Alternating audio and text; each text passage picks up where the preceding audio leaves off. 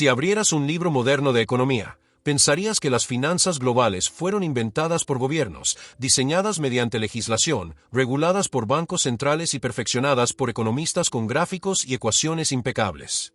Pero esa es la versión oficial, el cuento de hadas.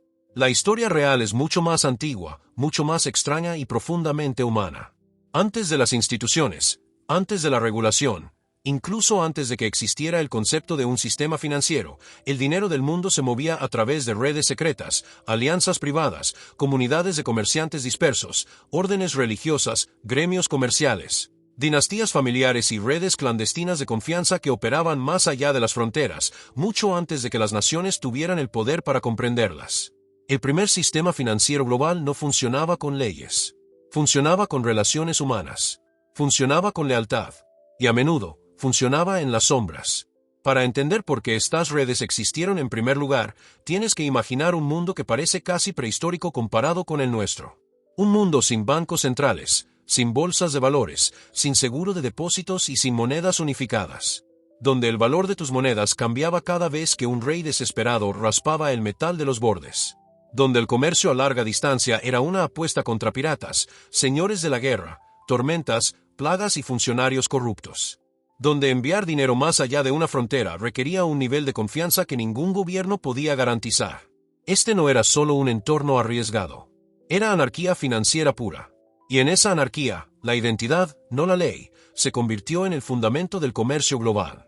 Si pertenecías a un grupo con lenguaje compartido, rituales, señales y obligaciones, tu riqueza podía viajar con seguridad a través de miles de kilómetros.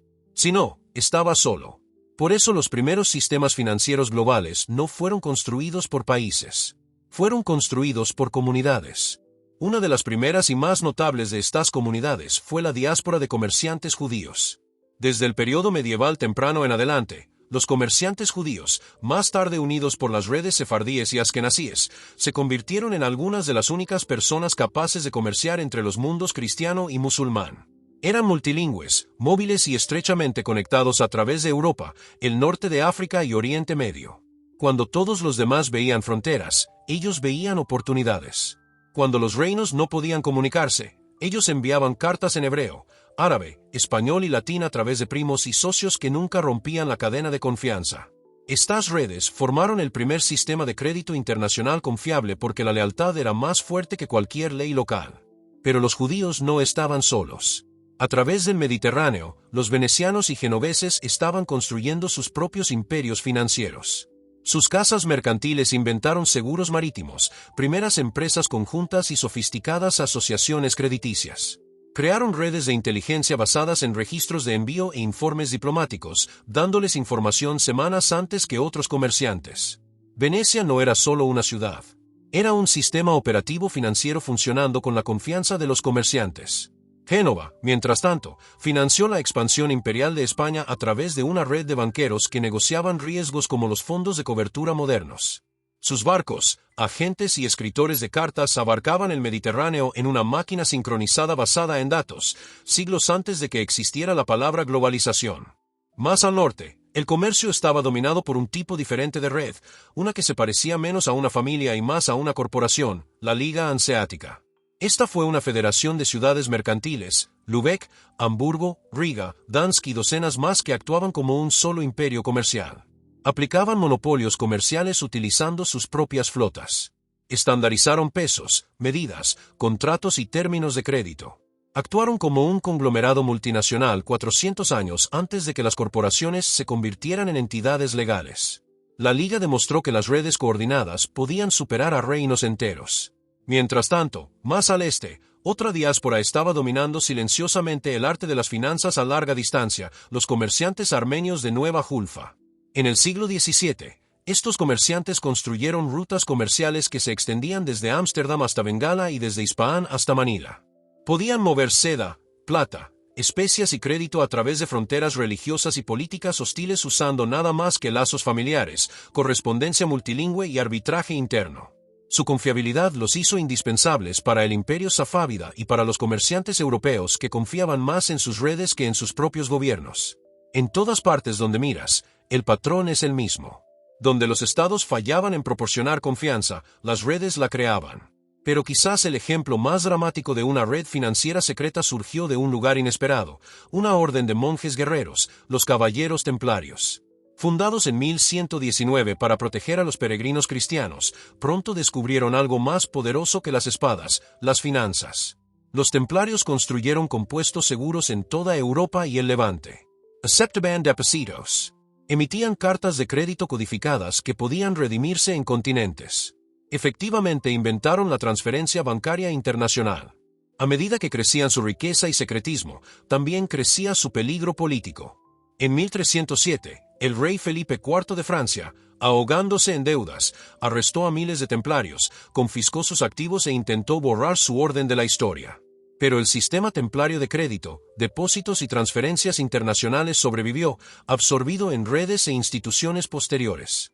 Para finales de la Edad Media, la élite financiera de Europa había cambiado de órdenes religiosas a familias poderosas. Las dinastías bancarias italianas, los Bardi, los Peruzzi, los Medici, y más tarde la familia Fugger en Alemania, se convirtieron en la columna vertebral de las finanzas europeas. Construyeron redes de sucursales en capitales. Usaron comunicaciones codificadas para mover dinero más rápido que los mensajeros reales. Inventaron la contabilidad moderna. Financiaron reyes, papas e imperios. Los Fugger solos financiaron la elección del emperador del Sacro Imperio Romano Carlos V, demostrando que las finanzas privadas podían decidir el poder público. Estas familias no dependían de ejércitos.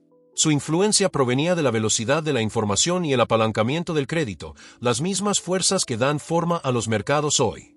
Pero el poder financiero no se trata solo de dinero. Se trata de conocimiento. Y una red controlaba más conocimiento global que cualquier gobierno, la Orden Jesuita. Fundados en 1540, los jesuitas construyeron escuelas, misiones y puestos científicos en Asia, Europa y las Américas. Mapearon costas, documentaron rutas comerciales, estudiaron economías locales y asesoraron a reyes.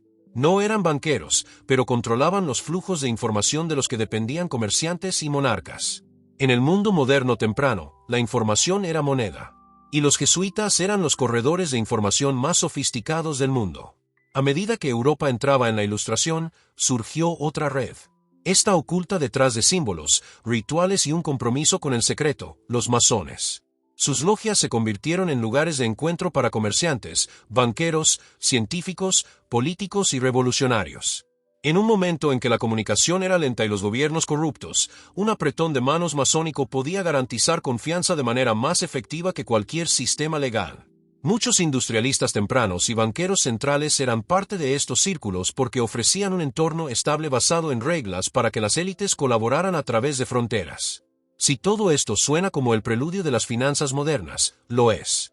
Pero la transformación decisiva final llegó con una familia cuya red se volvió más poderosa que algunos estados, los Rothschild.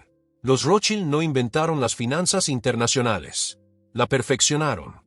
Mientras que las redes anteriores dependían de caravanas lentas, cartas frágiles y rutas comerciales estacionales, los Rothschild construyeron el sistema de comunicación privada más rápido de Europa, más rápido que los correos reales, más rápido que los escritores de despacho militar, en algunos casos más rápido que las agencias de inteligencia gubernamentales. Cuando surgían noticias, los Rothschild las escuchaban primero. Y en finanzas, la información no es solo poder, es beneficio. Al estacionar a cada hermano en una capital europea diferente, Londres, París, Frankfurt, Viena, Nápoles, crearon una máquina bancaria sincronizada de múltiples ciudades conectada por cartas codificadas, mensajeros vinculados y profunda confianza personal. Fueron la culminación de todo lo que las redes anteriores habían descubierto. Diversificar el riesgo, mover información más rápido que los rivales, mantener tu inteligencia privada y reforzar la confianza a través de la lealtad familiar. No eran magos. No eran maestros titiriteros. Simplemente estaban jugando el juego de las redes mejor que nadie más vivo. Financiaron gobiernos que no confiaban entre sí, transfirieron dinero a través de fronteras que técnicamente estaban en guerra. Estabilizaron monedas, financiaron ferrocarriles y construyeron las arterias de la economía moderna. Y debido a que su red era más rápida que los periódicos, los diplomáticos y los militares, a menudo movían los mercados antes de que nadie más supiera que había sucedido. Los Rothschild no fueron el comienzo de las finanzas secretas. Fueron la última gran expresión de un mundo donde las redes privadas lo gobernaban todo. Porque a medida que se desarrollaba el siglo XIX, el Estado finalmente comenzó a ponerse al día. Las instituciones públicas, los bancos centrales, las bolsas de valores, las cámaras de compensación, los mercados nacionales de bonos surgieron cuando los gobiernos intentaron domesticar el poder de las redes privadas. Pero incluso cuando estas instituciones crecieron, las redes no desaparecieron. Simplemente se fusionaron con la nueva arquitectura del mundo moderno. Y eso nos lleva al presente, un mundo que en la superficie parece ordenado y regulado. Pretendemos que el sistema financiero de hoy funciona con leyes, transparencia, balances y política monetaria. Imaginamos que los bancos centrales controlan la oferta monetaria, los gobiernos controlan los flujos de capital y los reguladores controlan el riesgo. Pero detrás de esa superficie pulida, la maquinaria antigua todavía está ahí. La banca en la sombra moderna, los billones de dólares que se mueven fuera de la regulación oficial, se parece inquietantemente a la actividad financiera fuera de los libros de las casas venecianas y genovesas. Los euromercados donde circulan dólares estadounidenses fuera de la jurisdicción de Estados Unidos se comportan casi exactamente como las redes de crédito transfronterizo de la diáspora sefardí. Los centros bancarios offshore se basan en confianza, secreto y relaciones privadas de maneras que los templarios reconocerían inmediatamente. Las redes de capital privado, los círculos de capital de riesgo y los foros de negocios de élite son las nuevas logias masónicas. Grupos de influencia donde los acuerdos ocurren en silencio y el acceso importa más que la ley.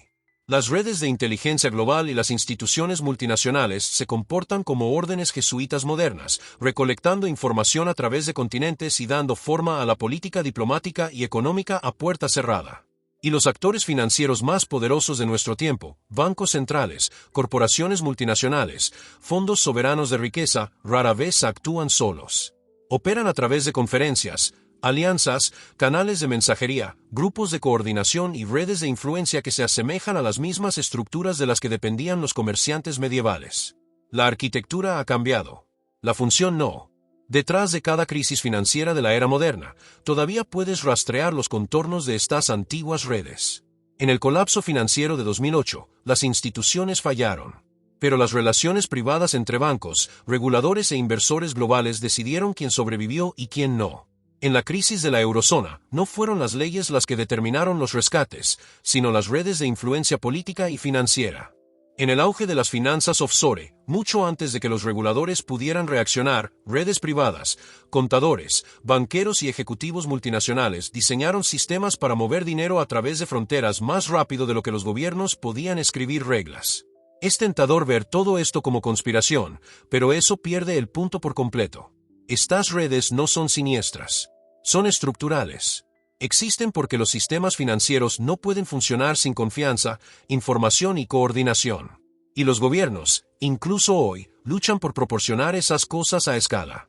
Cuando los mercados entran en pánico, cuando las monedas colapsan, cuando los estados incumplen, no es la ley lo que restaura el orden. Son las redes, las líneas de crédito de emergencia, las negociaciones tras bambalinas, las llamadas telefónicas silenciosas entre personas que confían entre sí más de lo que confían en el sistema. Esa es la lección que la historia sigue enseñándonos. Cada institución financiera pública importante se asienta sobre la base de una red privada. Y esa red es donde vive el poder real. Los caballeros templarios no solo inventaron cartas de crédito. Las diásporas judía y armenia no solo conectaron continentes. Los italianos no solo inventaron la banca. Los jesuitas no solo recopilaron conocimiento. Los masones no solo celebraron reuniones secretas. La Liga Hanseática no solo reguló puertos. Los Rothschild no solo financiaron imperios. Todos construyeron el sistema nervioso de la economía global de hoy. Una red de confianza, apalancamiento, comunicación e influencia que todavía se mueve más rápido que las leyes, más rápido que los gobiernos, a menudo, más rápido que los propios mercados. Y ahora la pregunta nos vuelve: ¿en qué vivimos hoy? ¿Un sistema de instituciones o un sistema de redes vestidas con ropa institucional? Porque la verdad más profunda es esta: cuanto más complejo se vuelve el mundo, más valiosa se vuelve la confianza. Y la confianza todavía fluye a través de redes privadas mucho antes de llegar a los sistemas públicos. Por eso en cada crisis financiera, aquellos con acceso a la red correcta sobreviven mientras que aquellos fuera de ellas pagan el precio. No es justo. No es transparente. Pero es la realidad. Las finanzas globales nacieron en las sombras. Y ahora, siglos después, las sombras todavía las moldean.